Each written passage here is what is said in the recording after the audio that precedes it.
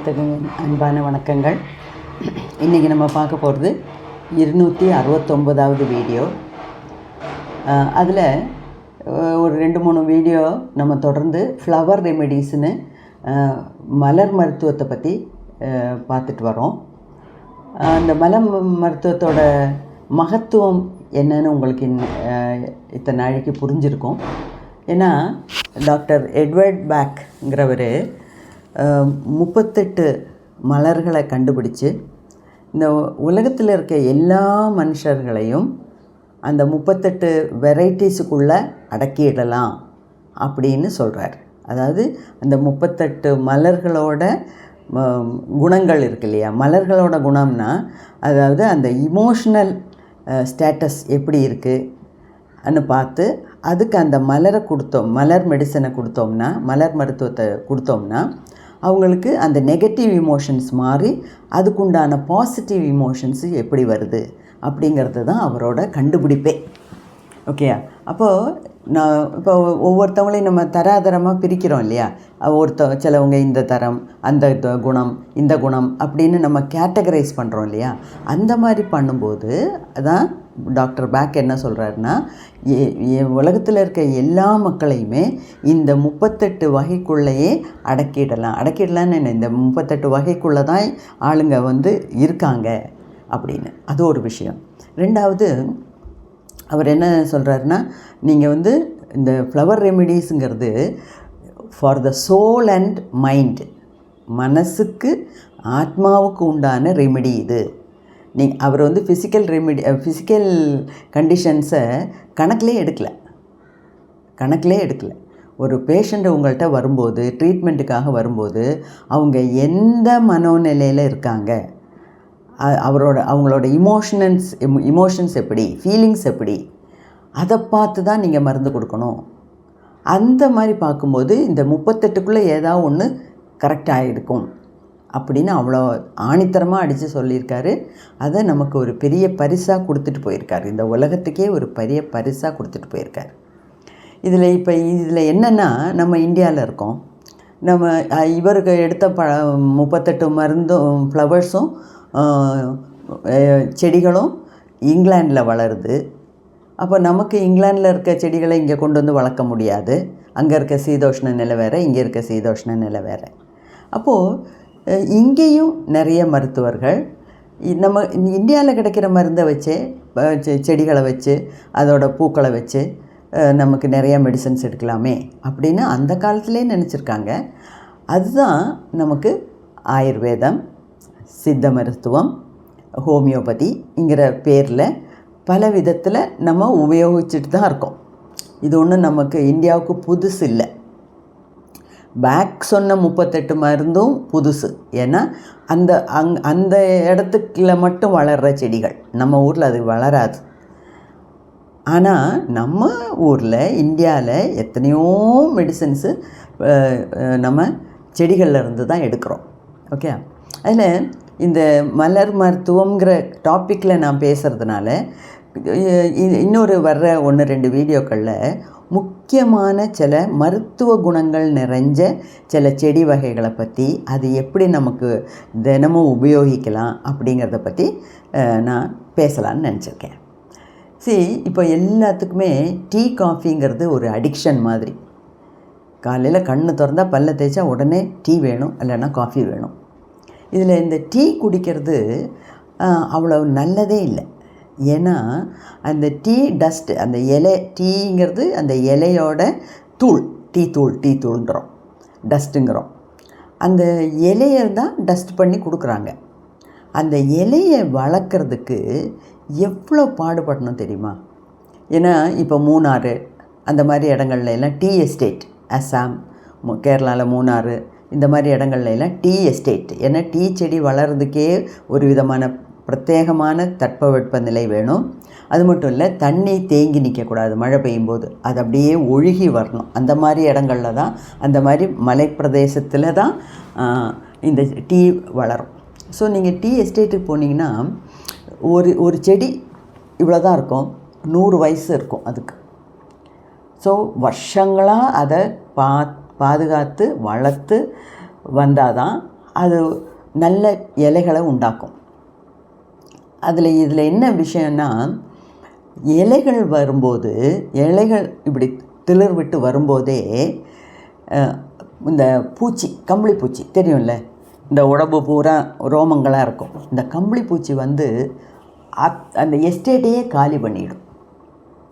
ஒரு ஒரு ஒரு 100 கம்பளி பூச்சி வந்துருச்சுன்னு வச்சுக்கோங்களேன், 1 ஏக்கரில் இருக்க எஸ்டேட்டை ஒரு ஒரு ஒரு வாரத்துக்குள்ளே காலி பண்ணிவிடும். இலை சாப்பிட்டு சாப்பிட்டு சாப்பிட்டு சாப்பிட்டு. இப்போ நம்ம வீட்லேயும் நிறைய முருங்கை மரத்தில் கம்பளி பூச்சி வந்துருச்சுன்னா மொத்தம் பட்டு போயிடும். வில்வ மரத்திலேயே பூச்சி வந்து இலையை சாப்பிடுது. அப்படி இருக்கும்போது அவங்க மருந்து அடிக்காமல் என்ன பண்ண முடியும்? மருந்து அடித்து தான் அந்த இலையை காப்பாற்ற முடியும். அந்த இலையை நல்லபடியாக வளர்த்து அதை எடுத்து கிள்ளி போட்டு அதை டஸ்ட்டு பண்ணி கொடுக்கணுன்னா அதில் மருந்து அடிக்காமல் ஒன்றுமே செய்ய முடியாது. ஆனால் அந்த மருந்து அடிக்கிறதுல தான் அந்த இலையை டஸ்ட் பண்ணும்போது நம்ம டீ தூள்லையும் அந்த மருந்தோட விஷ அம்சம் நமக்கு நம்ம உடம்புல போகிறதுக்கு நிறைய சாத்தியக்கூறுகள் உண்டு. அது அவங்க எஸ்டேட் ஓனர்ஸையோ யாரையுமே நமக்கு குத்தம் சொல்ல முடியாது. ஏன்னா அந்த மருந்து அடித்தா மட்டுமே அந்த இலையாக நிற்கும், செடியாக நிற்கும். ஆனால் நமக்கு வீட்டில் சுற்றிலும் வளர்கிற செடி கொடிகள்லேருந்து பூக்கள்லேருந்து நமக்கு டீ பண்ணி குடிக்கலாம். சங்கு புஷ்பம் ப்ளூ கலரில் இருக்கும். சங்கு புஷ்பம்லாம் நான் இதில் காமிக்கலை, ஏன்னா எல்லாத்துக்கும் தெரிஞ்ச ஒரு செடி. அது கொடி மாதிரி படரும். சங்கு புஷ்பத்தோட பெட்டல்ஸ், இதழ்களை மட்டும் எடுத்து கொஞ்சம் டீ வைக்கிற மாதிரி தண்ணி வச்சு சுட வச்சு அதில் இந்த இதழ்களை போட்டோம்னா அதோட எக்ஸ்ட்ராக்ட் அப்படியே இறங்கி வரும். நல்ல ப்ளூ கலராக இருக்கும். அதில் இந்த நம்ம வெள்ளை சுகர் போடாமல் நாட்டு சர்க்கரை, இப்போல்லாம் நாட்டு சர்க்கரையோட மகிமை நிறைய பேர் புரிஞ்சுக்கிறாங்க. அதனால் இப்போ நிறைய ஸ்டோர்ஸ்லாம், டிபார்ட்மெண்ட் ஸ்டோர்லாம் நாட்டு சர்க்கரை விற்கிறாங்க, கருப்பட்டி விற்கிறாங்க, வெல்லம் விற்கிறாங்க. அதெல்லாம் இப்போ நிறையா கிடைக்கிது. அப்போது இந்த ஒயிட் சுகரை அவாய்ட் பண்ணிவிட்டு இந்த நாட்டு சர்க்கரை போட்டு கலக்கி குடிக்கலாம். டீ குடித்த மாதிரி ஒரு நல்ல ஒரு உன்மேஷம் கிடைக்கும். அதே சமயம் நம்ம உடம்புக்கும் நல்லது, வித்தியாசமாகவும் இருக்கும். ஒரு நாள் சங்கு புஷ்பம் டீ குடிக்கலாம், ஒரு நாள் செம்பருத்தி பூ டீ குடிக்கலாம். செம்பருத்தி பூனா, செம்பருத்தியெல்லாம் காமனாக வளர்றது, எல்லார் வீட்லேயும் இருக்கும். ஒரு சின்ன கிளையை நட்டு வச்சிட்டிங்கனாலே அது தானாக பிடிச்சி வளரும். அதோட இதழை மட்டும் எடுக்கும்போது அப்படியே பிச்சு போடாமல், அதெல்லாம் உங்களுக்கு தெரியும். செலந்தி வலை இருக்கும், டஸ்ட் இருக்கும், தூசி இருக்கும். ரோட் சைடு வளர்றதுனா தூசி இருக்கும். சில இதெல்லாம் முட்டை போட்டிருக்கும். அதெல்லாம் இல்லாமல் அதெல்லாம் ஃப்ரெஷ்ஷான ஃப்ளவர்ஸ். காலையில் மலருது, சாயங்காலம் வாடி போயிடுது. ஸோ அது நம்ம பூஜைக்கு வரைக்கும் உபயோகிக்கிறோம். ஸோ அதோட இதழ்களை எடுத்து தண்ணியில் கொதிக்க வச்சு அதோட எக்ஸ்ட்ராக்ட் வந்தோன்னா அதில் நாட்டு சக்கரை போட்டு குடிக்கலாம். அது உடம்புக்கு ரொம்ப நல்லது. அதே மாதிரி இப்போ நம்ம டீ தான் குடிக்கிறோம் அப்படின்னா டீயில் பால் ஊற்றாமல் லெமன் ஒரு அரை மூடி லெமன் பிழிஞ்சு, எலுமிச்சம்பழம் பிழிஞ்சு சாப்பிட்டோம்னா லெமன் டீ ரொம்ப நல்லாயிருக்கும். அதே மாதிரி அதுக்கு லெமன் இல்லாட்டினா இஞ்சி வீட்டில் இருந்ததுன்னா அதோட தோலை சீவிட்டு, ஒரு சின்ன துண்டு இஞ்சி தோலை சீவிட்டு அதை நசுக்கி அதில் போட்டு சாப்பிட்லாம். துளசி டீ சாப்பிட்லாம். அது மாதிரி எத்தனையோ விதத்தில் நமக்கு உடம்புக்கு பயன் தரக்கூடிய நல்ல விதமான பானங்கள் நம்ம செஞ்சு குடிக்கலாம். ஓகே, அது ஒன்று. இதெல்லாம் நிறைய பேர் செய்கிறீங்க.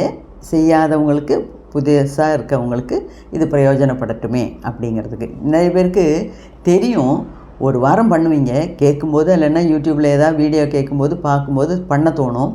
ஒரு வாரம் பண்ணுவோம், அதுக்கப்புறம் திருப்பியும் பழைய பேட்டர்னுக்கே போயிடுவோம். அதுக்காக தான் சொல்கிறேன். ஓகேயா, இதெல்லாம் ஃப்ளவர் ரெமெடிஸில் வர்றது தான். ஓகேயா. அதே மாதிரி சூப்பு. நம்ம சவுத் இண்டியன்ஸை விட நார்த் இந்தியாவில் நிறைய சாலடு சாப்பிடுவாங்க. சலாடுன்னு நம்ம இங்கே சொல்கிறோம். சாலடு சாப்பிட்றது நல்லது. அதாவது காய்கறிகள் பச்சையாக சின்னதாக நறுக்கி போட்டு அதில் எலுமிச்சம்பழம் பிழிஞ்சு உப்பு போட்டு பச்சையாக சாப்பிடலாம் சாப்பாடோட. இப்போ டயபெட்டிஸ் எல்லாம் இருக்கவங்களுக்கு இவ்வளோ தான் சாப்பாடு சொல்கிறாங்க. ஒரு தட்டை 4 பகுத்துக்கிட்டோம்னா அதில் ஒரே ஒரு பாகத்தில் தான் சாதம், பாக்கி 3 பாகமும் நீங்கள் சாலடு, கறி, காய்கறி எல்லாம் வச்சு தான் சாப்பிடணும் அப்படிங்கிறாங்க. அப்போ சாதத்தோட அளவை குறைக்கும்போது இந்த மாதிரி அவியல், பொரியல், இது என்ன இந்த சாலடு இதெல்லாம் தான் தட்டில் நிறைய வைக்கணும். அது சாப்பிடும்போது இன்னொரு அட்வான்டேஜ் இருக்குது. அரிசியோட கன்சம்ஷன் குறையுது. அது மட்டும் இல்லை, நிறைய பச்சைக்கறிகள், காய்கறிகள் சாப்பிடும்போது வயிறும் ஃபில் ஆகும், டக்குன்னு பசிக்காது. ஓகே, ஸோ இதெல்லாம் எல்லாத்துக்கும் தெரிஞ்சது தான், நான் ஒன்றும் புதுசாக சொல்லலை. ஆனால் கூட 4 தடவை கேட்கும்போது சரி நம்மளும் இனிமேல் இதை ஃபாலோ பண்ணலாம். அப்போ அடிக்கடி இதை போட்டு கேளுங்க. அப்போ தான் அடிக்கடி உங்களுக்கு கண்டினியூஸாக இந்த பழக்கத்திலே இருப்பீங்க. ஓகே, அது ஒரு விஷயம். அதே மாதிரி சூப்பு, எனக்கு ரொம்ப பிடிச்ச ஒரு விஷயம் இந்த சூப்பு. இந்த சூப்பில் எனக்கு என்னென்னா தக்காளி சூப்பு தான் எனக்கு ரொம்ப பிடிக்கும். நான் பேசிக்கலி வெஜிடேரியன், அதனால் இந்த ஆட்டுக்கால் சூப்பு அதெல்லாம் நான் ப்ரொமோட் பண்ணுறதில்ல, எனக்கு அதை பற்றி தெரியவும் தெரியாது.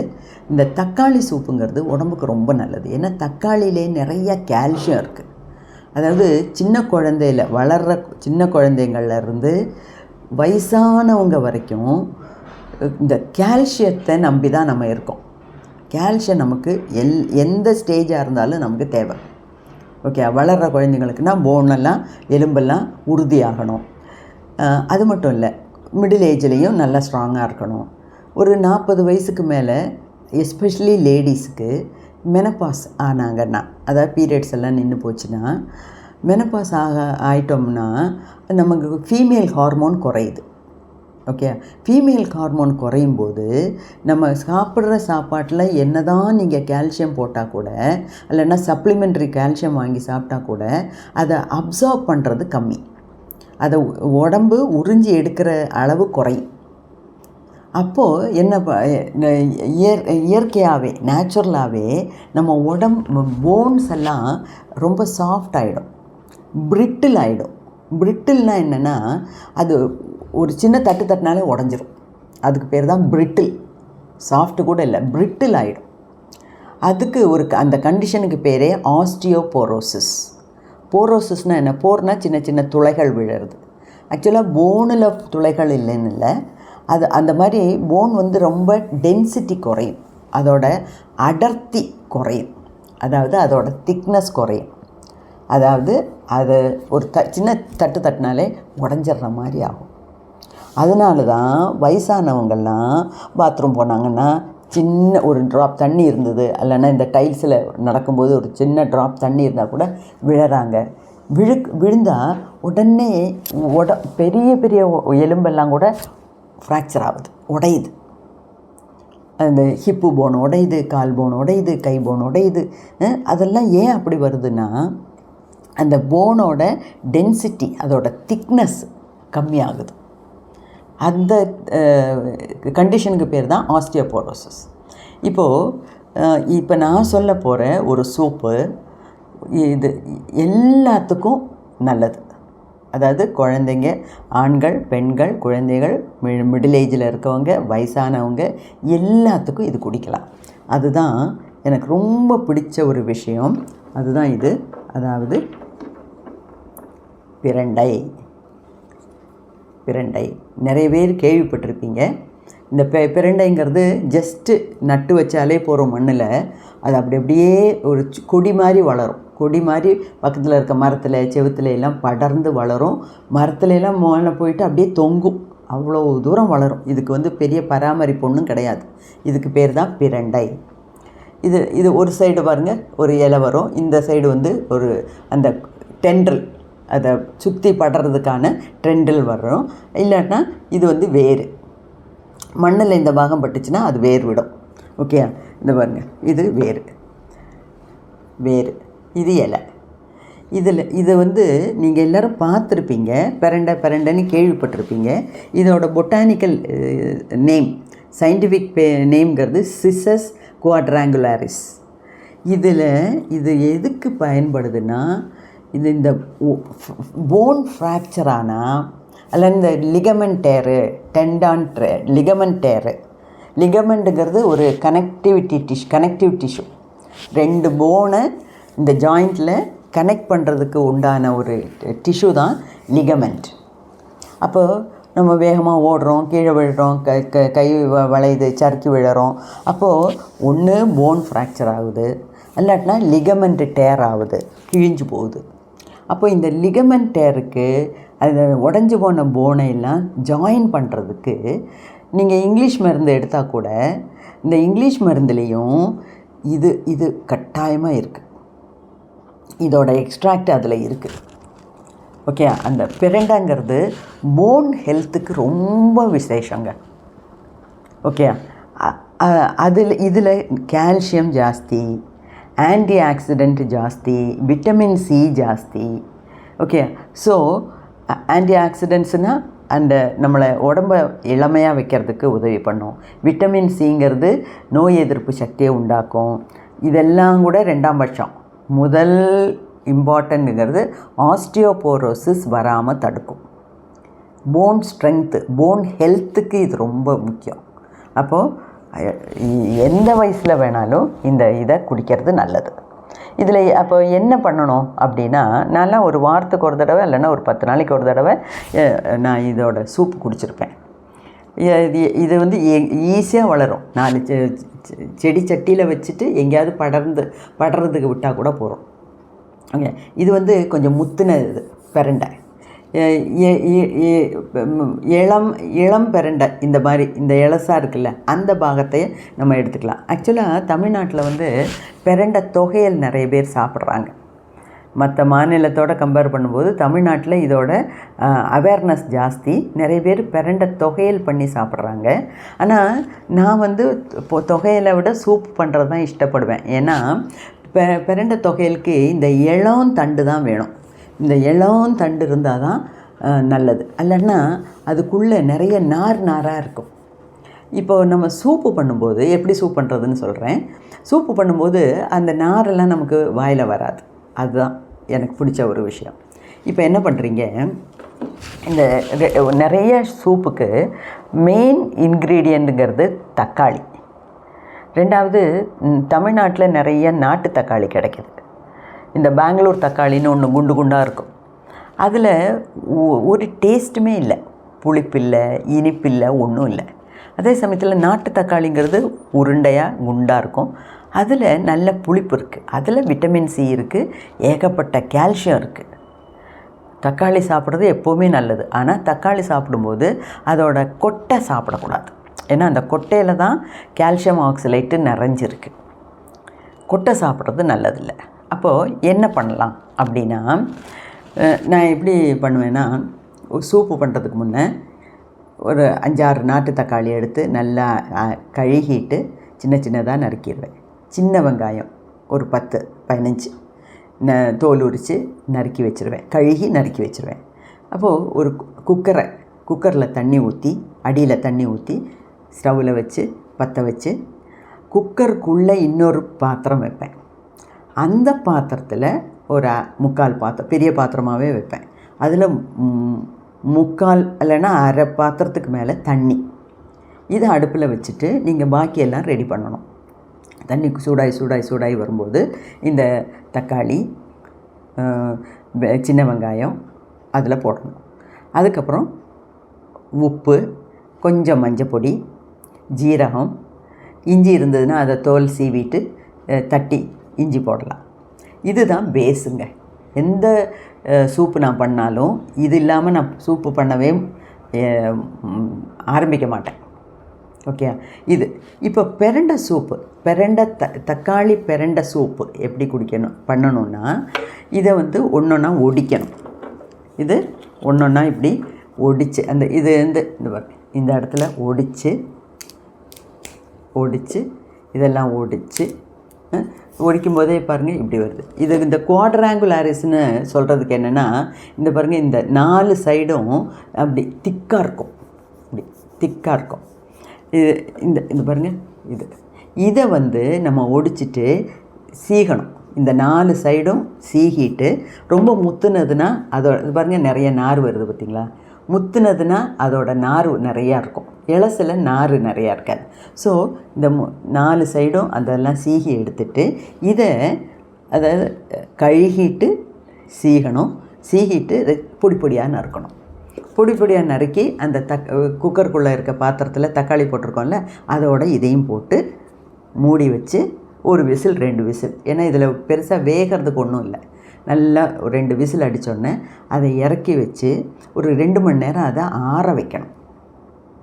ஆற வச்சதுக்கப்புறம் அதை எடுத்து மிக்சியில் போட்டு அடிக்கக்கூடாது. மிக்சியில் போட்டு அடித்தோம்னா அந்த தக்காளியில் இருக்க கொட்டையெல்லாம் கூட அரைஞ்சு போயிடும். ஸோ நான் என்ன பண்ணுவேன், இதை காலையிலே பண்ணி ஏற்றி இறக்கி வச்சுருவேன். அது ஒரு 3 மத்தியானம் ஆகும்போது ஒரு 12 மணி ஆனோடனே இது ஆறிடும். அதை கையால் நல்லா பிசைவேன். கையை போட்டு மிக்சியில் போட்டு அடிக்கிறது 2 விதத்தில் எனக்கு பிடிக்காத விஷயம். ஒன்று, அந்த தக்காளியில் இருக்க சீட்ஸ் எல்லாம் விதையெல்லாம் அரைஞ்சு போயிடும், அது ஒன்று. அப்போ இன்னொன்று, அது கிட்னி ஸ்டோன் வர்றதுக்கு காரணமாக இருக்கும். நிறைய நீங்கள் அளவுக்கு மீறி தக்காளி சாப்பிட்டாலும் நல்லதில்லை, ஏன்னா கால்சியம் அளவுக்கு மீறி தக்காளி சாப்பிட்டிங்கன்னா அது பல இடத்துல போய் டெபாசிட் ஆகிடும், அதுதான் ஸ்டோன் ஆகுது. அது மட்டும் இல்லை, இந்த மாதிரி சூப்பெல்லாம் குடிக்கிறதுனா பகலில் தான் குடிக்கணும், நைட்டில் கொடுக்கணும். 6 மணிக்கு மேலே குடிக்கவே கூடாது. ஓகே, நம்ம எப்போ ஆக்டிவாக இருக்கோமோ அப்போ தான். அப்போ காலையிலே இதை பண்ணி வச்சிட்டோம்னா மத்தியானம் ஒரு 11 மணி ஆனோடனே அதை நல்லா கையால் பிசைஞ்சு வடிகட்டி அந்த தெளிஞ்ச சூப் எடுத்து அதில் பெப்பர் பொடி போடலாம், வெண்ணெய் போடலாம், க்ரீம் போடலாம். இந்த ப்ரெட்டெல்லாம் சின்னதாக துண்டுகளாக்கி நெய்யில் வறுத்து போடலாம். நல்லா ஒரு கப்பு எல்லாத்துக்கும் கொடுத்தீங்கன்னா குழந்தைங்க ரொம்ப விரும்பி சாப்பிடும். அவங்களுக்கு ரொம்ப நல்லது, வயசானவங்களுக்கும் நல்லது, லேடிஸ்க்கு ரொம்ப ரொம்ப நல்லது. இந்த ஆஸ்டியோபோரோசிஸ் வராமல் இருக்கும். அதவா நம்ம எங்கேயாவது கால் தட்டி விழுந்தால் கூட உடனே அது டக்குன்னு ஃப்ராக்சரில் போய் முடியாது. ஓகே, ஸோ ஆர்த்ரைட்டிஸுக்கு நல்லது. ஏன்னா இந்த முட்டு வலி இருக்கவங்களுக்கெல்லாம் சும்மா இந்த கால்சியம் டேப்லெட்டெல்லாம் வெளியே வாங்கி சப்ளிமெண்ட்டாக சாப்பிட்றத விட அதெல்லாம் உடம்பில் ஒட்டவே ஒட்டாதுங்க. அதே சமயத்தில் இந்த மாதிரி இயற்கையான வழியில் நம்ம சாப்பிட்டோம்னா அது உடம்புலேயும் ஒட்டும், அது அப்சார்ப் ஆகும். ஓகே, ஸோ இத்தனை மருத்துவ குணங்கள். அதே மாதிரி டைஜஸ்டிவ் டிஸார்டர்ஸ், இந்த வயிற்றில் இருக்க அல்சரு, வயிற்றில் இருக்க பூச்சிகள் அதெல்லாம் கூட போகும். பாக்டீரியல் ப்ராப்பர்ட்டிஸ் இருக்குது. அப்போ அதில் வேண்டாத பாக்டீரியாலாம் இருந்ததுன்னா அதெல்லாம் கூட இது அழிச்சிடும். ஓகே, ஸோ இந்த போன் ஹெல்த்து, பெரண்டைன்னு சொன்னால் போன் ஹெல்த்து, அந்த மாதிரி ஞாபகம் வச்சுக்கோங்க. போன் ஹெல்த்துனா பெரண்டை தான். ஓகே, ஸோ அவ்வளோ மருத்துவ குணம் உள்ள ஒரு இது, எளிதில் சீக்கிரமாக வளரக்கூடியது, எங்கேயும் வளரக்கூடியது. இந்த மண்ணு தான் வேணும், அந்த மண்ணு தான் வேணும், எந்த டிமாண்டும் இல்லாத இயற்கை கொடுத்த ஒரு பெரிய வரப்பிரசாதம் இந்த பிரண்டை. ஸோ எல்லோரும் ஒரு வாரத்துக்கு ஒரு தடவை இந்த பிரண்டையை சூப்பு பண்ணி சாப்பிடுங்க. தொகையல் பண்ணுறவங்களுக்கு இஷ்டம் இருந்தால் தொகையல் கூட பண்ணலாம். தொகையெல்லாம் பண்ணோம்னா ஒரு வாரம் ஃப்ரிட்ஜில் வச்சு சாப்பிட்றாங்க, சாதத்தில் பிசைஞ்சு சாப்பிட்றாங்க. எனக்கு என்னமோ அது அவ்வளோவா பிடிக்கல. அது வரமிளகா இதெல்லாம் நல்லா வறுத்து பொடி பண்ணி வச்சு சாப்பிட்றாங்க. அது இஷ்டம் இருந்ததுன்னா அதை சாப்பிடுங்க. எப்படியோ இந்த பிரண்டை எல்லோரும் சாப்பிட்ருக்கணும். ஓகேயா? அப்போது இது ஒரு இயற்கையான ஒரு வைத்தியம். இது எல்லோரும் சாப்பிட்டு எல்லோரும் நோய் நொடி இல்லாமல் ஆரோக்கியமாக வாழணுங்கிறது தான் என்னோடய ஆசை. வாழ்க வளமுடன்.